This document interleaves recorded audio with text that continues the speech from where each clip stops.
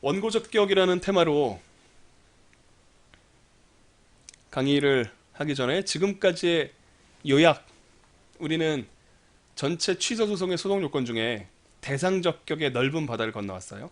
그래서 소송 요건은 전체적으로 대원 익피 정관기 또는 대원소 피치제 소관 이렇게 외우시면 된다고 말씀을 드렸고, 대상적격은 전형적인 행정행위와 거준제로 이루어져서 특히 거준제가 시험 문제에 잘 나오게 된다는 사실을 말씀드렸고요.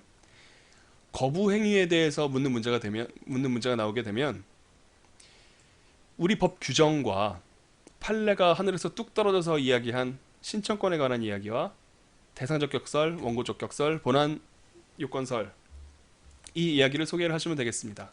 소개를 할 때 독일식 공권 체계를 잘 이해를 하고 있다면 그들의 하는 말이 왜 그런 말을 하는지 취지를, 그 사람의 선의를 이해할 수 있다고 말씀드렸었죠. 거부행위 말고도 거준제 중에 준한작용, 준하는 행정작용에 있어서는 처분적 법규와 일반 처분과 사실행위 뭐 이런 것들이 쭉 있다고 말씀드렸는데 저희 교재에 이런 부분이 자세히 나와 있지는 않습니다. 그 중에 변경처분과 변경처분이군요. 변경처분이 등장할 뿐이에요. 하지만 그 사실행위 중에 신고에 대해서는 우리가 기출문제풀이를 통해서 다시 한번 이야기할 기회가 있을 겁니다. 아래에 나오게 되는 이 커다란 사진이요, 이게 재결소송의 7가지 유형이라고 말씀드렸습니다. 굉장히 긴 설명을 드렸었는데요, 그 당시에 강의 따라오시느라고 굉장히 인내심 많이 발휘하셨을 텐데 다시 한번 경의를 표합니다. 인용재결은 3.1변명명, 그게 이 아래에 있는 7가지의 그림이군요. 이걸 따라오시느라고 다시 한번 수고했다는 말씀드립니다. 오늘 계속 이어갈 주제는 원고적격이에요. 개념은 물본정이라고 외우면 된다고 말씀드렸죠. 특정한 소송물에 대해서 본안 판결을 받기에 정당한, 본안 판결을 받을 수 있는 정당한 원고로서의 자격, 원고적격입니다. 그리고 근거조문은 행정소송법 12조예요. 취소소송은 처분 등의 취소를 구할 법률상 이익이 있는 자가 제기할 수 있다. 출제 가능한 유형을 알고 들어가게 되면 공부하기도 쉽고요, 시험 문제 풀 때는 더 안심이 될 겁니다. 제가 이렇게 침익적인 처분, 수익처분, 발령과 거부, 그리고 상대방과 제3자 이렇게 8가지로 나누어서 표를 만들어 드렸습니다. 이 8가지 유형 중에 침익적 처분이 발령되었을 때 직접 상대방 제일 위에 있는요, 제1유형, 이건 당연히 원고 적격을 인정받을 수 있다고 말씀드렸었죠. 그래서 이런 사람들에 대해서는 상대방 이론이라고 해서 주관적 공권의 근거 규범을, 그러니까 보호 규범을 세세하게 따져 들어가지 않고 일반적인 헌법상의, 기본법상의 자유권 규정으로부터 바로 원고 적격을 인정한다라는 말씀을 드렸습니다. 그 아래는 준상대방이라는 말이 나오고요, 세모 표시를 볼 수 있을 거예요. 원칙적으로 안 되는데 매우 특이하게도 상대방으로서 원고 적격이 인정받는 경우가 있다라는 이론적인 모색이 있다라는 말씀드립니다. 그리고 이 8가지의 표 중에 맨 끝에 보면 특이사항, 그래서 준상대방, 그 다음에 그 아래에 있는 동그란 표시들이요, 신청권이 있는 경우, 또 하나는 경원자, 경업자, 인인이라고 적혀 있잖아요. 이 좀 옅은 붉은 표시가 되어 있는 2번 유형, 4번 유형, 6번 유형이 특히 자주 시험 문제로 등장합니다.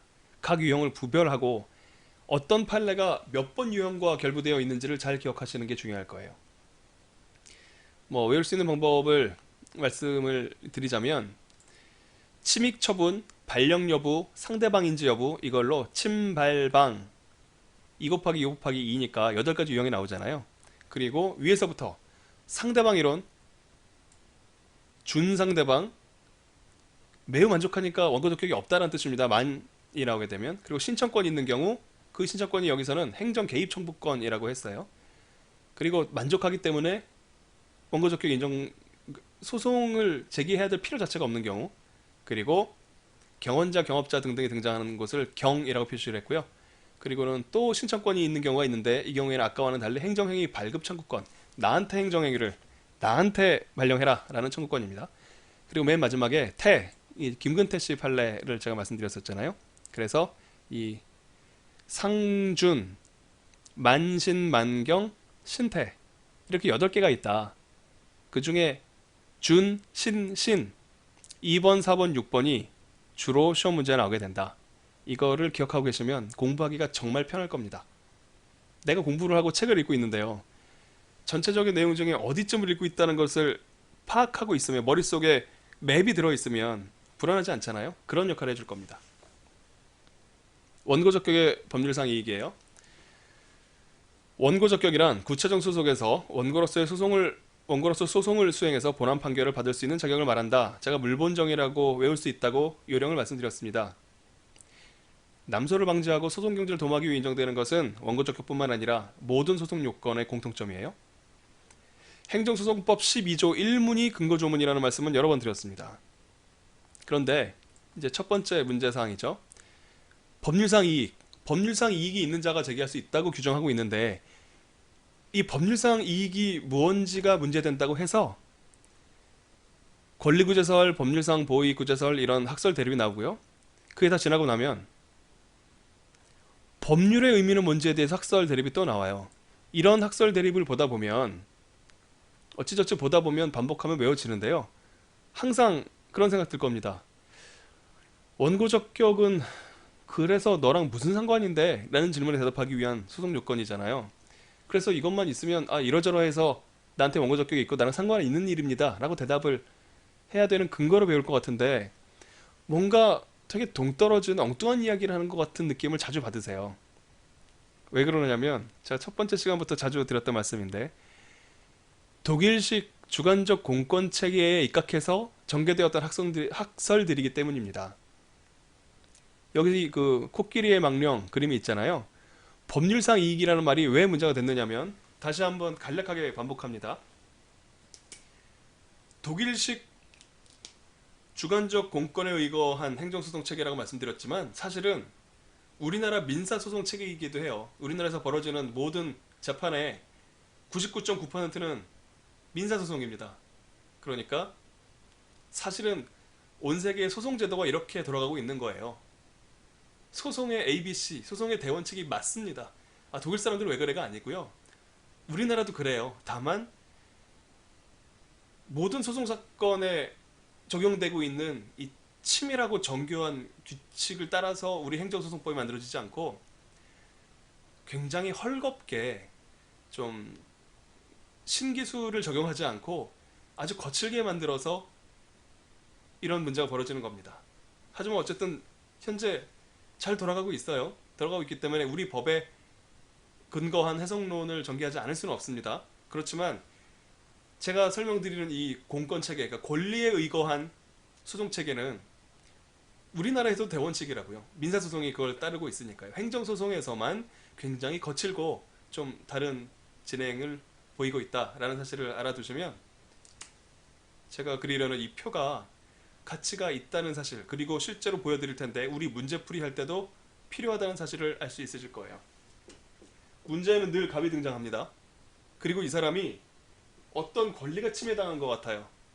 알고 보니 이 권리를 숙권한 의회가 만들어온 슈츠노름 보호규범, 특정 보호규범입니다. 유해 과학물질 등 관리법 43조 특정한 조문이에요. 그 조문에서 특정한 권리가 도출이 되고, 동시에 행정청에게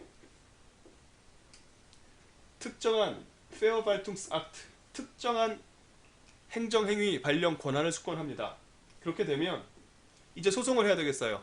나는 과수원 주인인데 뭔가 내 권리가 침해당한 것 같아요. 그렇게 되면 주관적 공권인데, 내가 가지고 있는 이 권리는 보호규범이 인정한 주관적 공권인데 그게 침해당하였다라고 주장을 합니다. 그러면 법원에 문턱을 넘어가요. 원고 적격을 인정받아서 적법한 소로 취급받는다는 뜻이죠. 그래서 본안 판결을 하게 되고, 아까 그 주관적 공권이 실제로 성립하고 그 침해가 인정되면 바로 행정행위가 보호규범에 위반된다는 평가를 받게 되고요.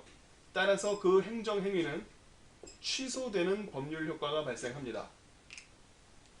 이 사람이 이기기 위해서는, 최종적으로 이기기 위해서는 뭘 해야 되느냐면요, 내가 주장하는 이 권리가 침해되었다, 그리고 내가 주장하는 이 권리가 보호규범의 해석에 의해서 도출된다 라는 이야기를 해야 됩니다.